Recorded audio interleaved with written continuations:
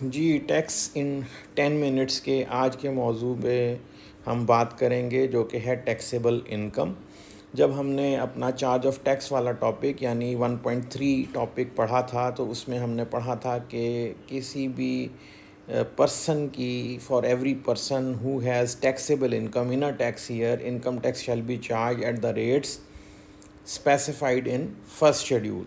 So income tax के बारे में भी हम जान गए थे, टैक्स ईयर के बारे में भी हम जान गए थे, पर्सन के बारे में भी हम जान गए थे। अब टैक्सेबल इनकम रह गया था, इसमें जो टर्म है जिसको हमने अभी डिटेल के साथ देखना है। सो अगर आप देखें तो टैक्सेबल इनकम जो है वो सेक्शन 2 की क्लास 64 में डिफाइंड है, और अगर हम उसे देखें तो क्लास 64 में लिखा हुआ है taxable income means taxable income as defined in section 9।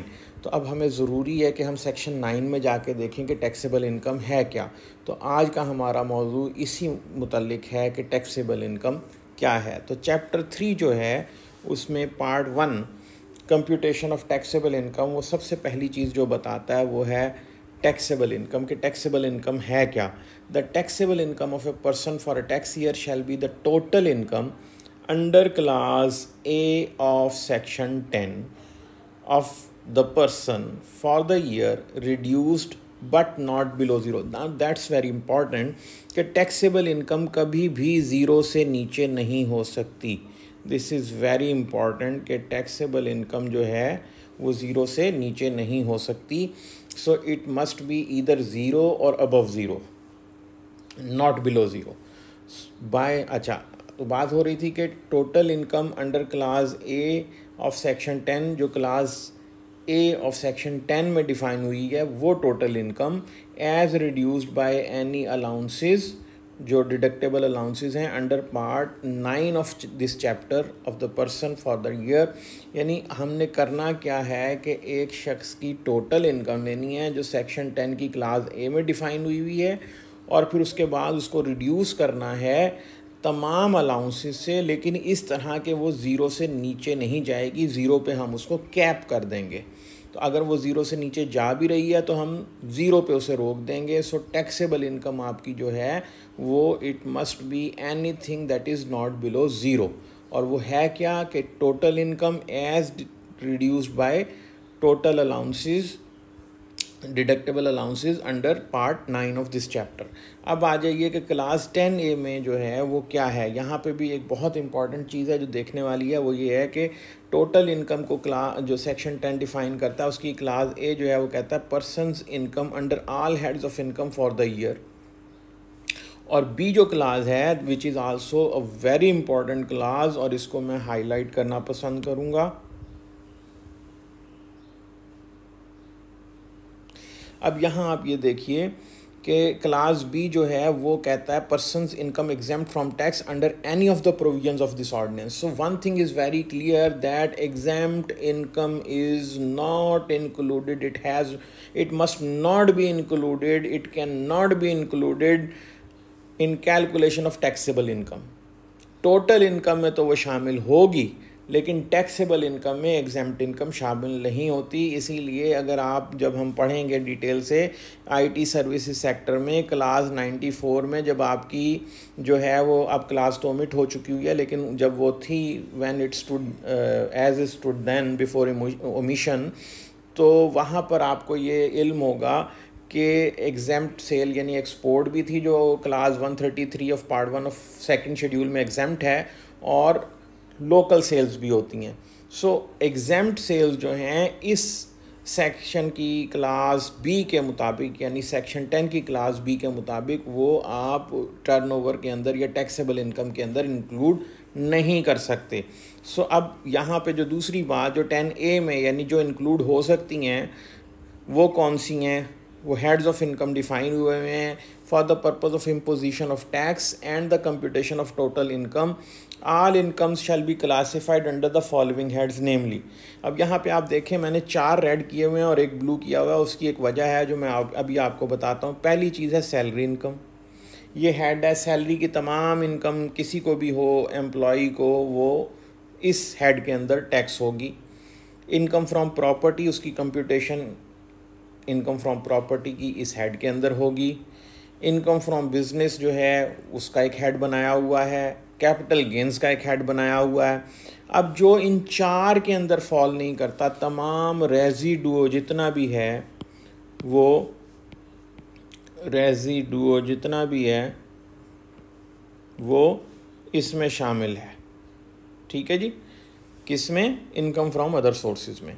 अच्छा, अब उसके बाद वो ये कहता है कि मज़ीद वो फर्दर चीज़ें डिफ़ाइन करता है कि अगर एक बंदे की इनकम जो है, income of a person under the head जो है, वो टोटल अमाउंट्स जो होंगी जितनी भी उसको उस हेड के अंदर आई होंगी, चाहे मतलब वो किसी भी नाम से हो, सैलरी के अंदर हैं तो सैलरी में जो जिस मर्ज़ी नाम से उसे सैलरी मिली हो वो टोटल अमाउंट्स, या इनकम फ्रॉम बिजनेस है जिस मर्ज़ी नाम से उसे मिली हो वो टोटल अमाउंट्स, और as reduced by total deductions if any allowed under this ordinance, वो टोटल डिडक्शंस निकाल देनी है। यानी आपने टोटल ग्रॉस इनकम लेनी है और उसमें से डिडक्शंस निकाल देनी है, तो आपकी जो है वो टैक्सेबल इनकम निकल आएगी।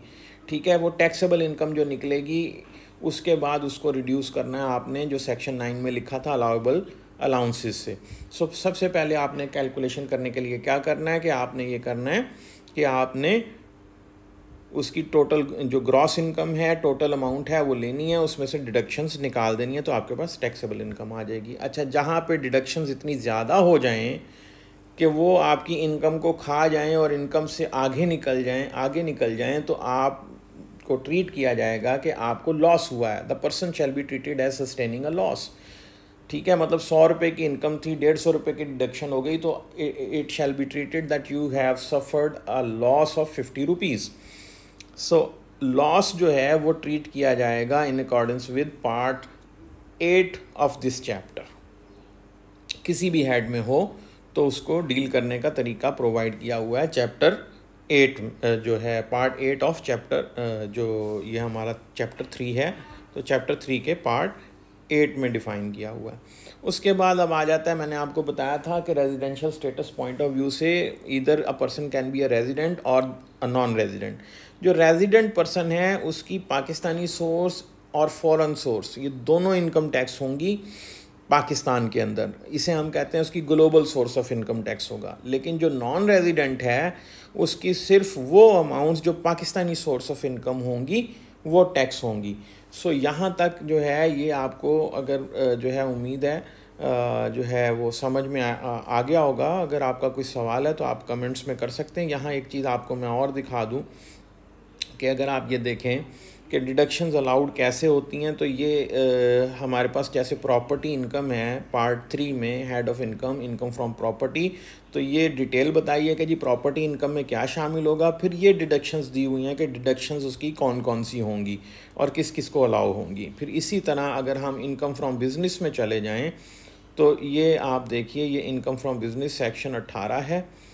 ठीक है जी, ये और सेक्शन 18 जो है इनकम फ्रॉम बिज़नेस, उसकी डिटेल दी हुई है कि क्या क्या चीज़ जो है वो इनकम फ्रॉम बिज़नेस में शामिल है। और फिर उसके बाद अगर आप आएंगे तो वो बताएंगे आपको कि जनाब कौन सी डिडक्शन, सेक्शन 20 बताएगा कि वो अलाउेबल हैं और कौन सी डिडक्शंस अलाउेबल नहीं हैं, वो सेक्शन 21 डिफ़ाइन करेगा। सो मुझे उम्मीद है आपको आज की वीडियो पसंद आई होगी। अगर आपका कोई सवाल है आप हमसे कर सकते हैं। अगली दफ़ा जब हम पढ़ेंगे तो हम देखेंगे कि ये हेड्स ऑफ इनकम, जो ईच हेड ऑफ इनकम को हम ले लेंगे और हम सबसे पहले तो ये जानने की कोशिश करेंगे जब भी कोई भी हेड हम पढ़ेंगे कि उसमें से कब वो पाकिस्तानी सोर्स ऑफ इनकम होगा और कब वो पाकिस्तानी सोर्स ऑफ इनकम नहीं होगा। क्योंकि सैलरी हो या कोई भी अदर सोर्स ऑफ इनकम हो, बिज़नेस इनकम है या प्रॉपर्टी इनकम है, कोई भी हेड हो, सबसे पहले हमें ये देखना पड़ेगा कि ये पाकिस्तानी सोर्स है या नहीं है। रेजिडेंट के लिए तो बिल्कुल आसान है कि उसका पाकिस्तानी सोर्स है या नहीं है, उससे फ़र्क नहीं पड़ता, वो पाकिस्तान में ही टैक्स होगा।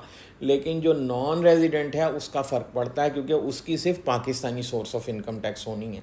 सो यहाँ तक आज के लिए यहाँ तक ही। अगली वीडियो तक के लिए इजाज़त दीजिए। अल्लाह हाफ़िज़, क्योंकि 10 मिनट्स भी पूरे हो चुके हुए हैं। शुक्रिया।